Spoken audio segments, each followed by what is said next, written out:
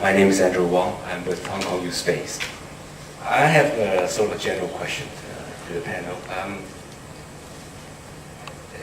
Once you have your strategic plans, you implement plans, I think most people would say there are challenges, there are problems, there are systems or whatever. I like to, to know whether you identify any unique problems or barriers in Hong Kong with respect to adoption of e-learning. And just, I heard in the previous presentations, I think one speaker mentioned that very few students engage in forum in discussions.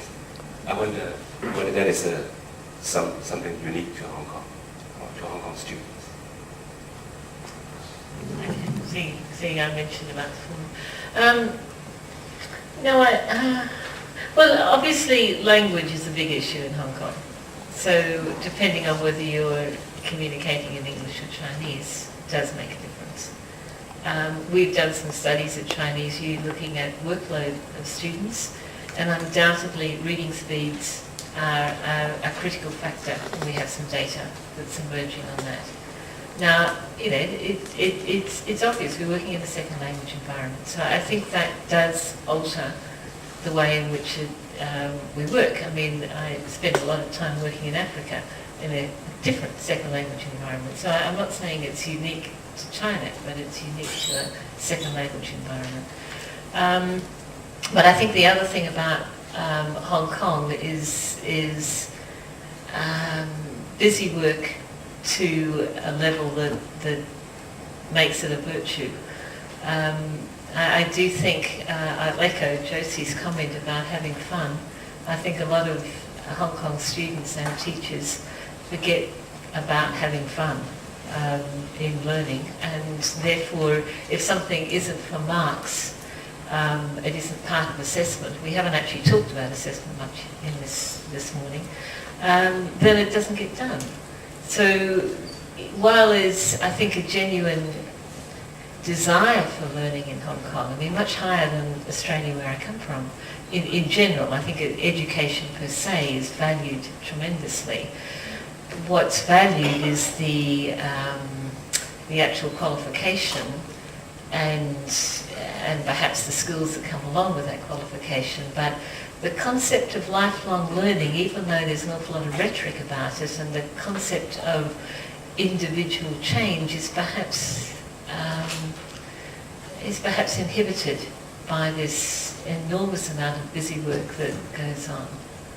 I'll stop there and let anyone else have a go as well. But I think there are a lot of challenges around that. She says. I appreciate the question because it makes me think, and I say, okay, what do I think they are, and how can I say this without sounding biased in some way? I think that there are positives and then also challenges, or you can call them negatives. Hong Kong has had for many years and continues to enjoy a significant infrastructure advantage over any place else, probably on Earth. Maybe Tokyo is about similar.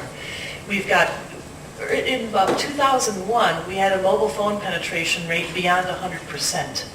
We have wireless practically anywhere if we want it. We have bandwidth. We have freedom of access to information. This is not true in Australia. This is not true in many portions even of the US. So the concept that we're somehow behind in e-learning compared to some of these other cultures is, first of all, we have an incredible infrastructural advantage that we can and should tap into. That might mean, though, that we have different ways of teaching than others. Like, for example, I wonder why we're looking at getting these little remote devices, because every student practically has a mobile phone. If we could just have them use the mobile phones instead, it's automatic for us. A second item that we forget here is Hong Kong has practically zero retention rate concerns in funded, UGC-funded higher education. The retention rate is sometimes about 50% in many other countries around the world. So that means once we get students, we keep them, and there are certain implications for that in how we teach or how we use e-learning. In other words, you have to be very careful, for example, in a freshman course in a place where you're losing a lot of your students because you might lose them even faster with e-learning and things like that happen. I want to just reinforce the second language environment that Carmel's saying, but I've seen it go both ways. I have seen in, for example, people that were teaching courses in both, actually there's some Ed Media papers in the past, teaching in China and the US, that the Chinese students were having much more thoughtful, reflective comments in the forums because they give students a chance to think and reflect and then give an answer rather than off the cuff. In my own teaching, I've found that students who come alive in the forum might not say a word in the class, and sometimes it's because they're not comfortable with their English. But given time to reflect, the technology enhances the second language issues. The final thing I'll say, maybe the one that I'm accused of being stereotypes and so forth, but I have lived here a long time. I have been a student at one of the universities here. Hong Kong still is more entrenched in a teacher as expert model. So if you're going for the kinds of learning that e-learning facilitates, it moves the teacher from the sage on the stage to the guide on the side, as they like to say. Also, you're asking people to try to do it with technology which they're not familiar with and that can break down in the middle of something. So the teacher as expert conception is a challenge to wider use of e-learning or having fun with it.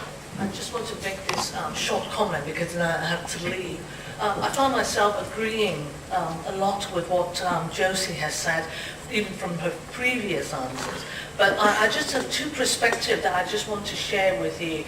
Maybe perhaps a bit anecdotal, but one is particularly with the students, because I have been involved in focus group with students about e-learning, and also I have 3 university-age students at home, so children at home. So it's sort of a combination of both give me some sort of insight into things. I find that when we ask about difficulties, one of the things about, I think I mentioned that in my talk, when we actually want to integrate e-learning into teaching and learning, particularly when we want to use social networks to actually enhance that, I found that students or young people have this strict line between studying, what they do for studying, and or the class, or for the teacher, and what they do on the side.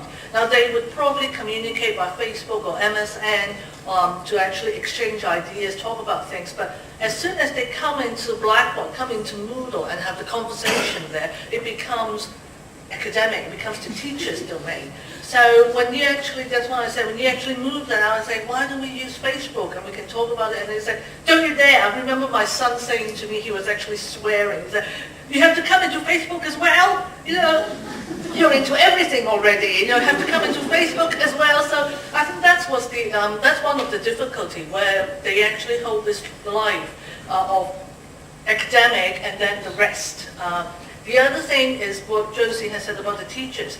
I totally agree that to actually adopt e-learning, not so much that the student will forgive you, you have to forgive yourself and you have to forgive the technology because they do break down, they do suddenly disappear.